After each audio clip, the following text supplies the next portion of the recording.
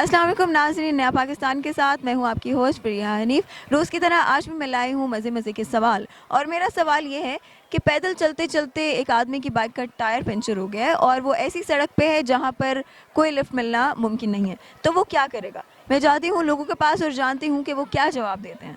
पैदल चलते चलते एक आदमी का टायर पंचर हो गया, ठीक है, उसकी बाइक का। तो अब उस रोड पे और कुछ भी नहीं है कि वो कैसे जाएगा, अपना टायर कैसे ठीक करेगा?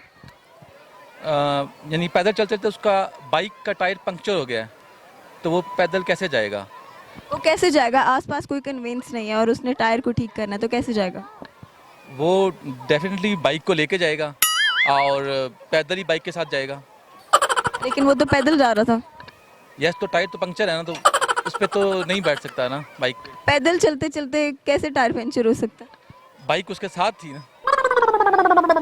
अस्सलाम वालेकुम। वालेकुम अस्सलाम। क्या नाम है आपका? मारिया। क्या करती हो मारिया?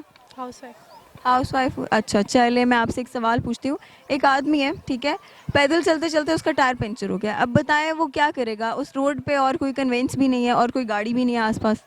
वो पैदल चल रहा है तो टायर कैसे पंचर होगा? आपको तो जवाब आ गया।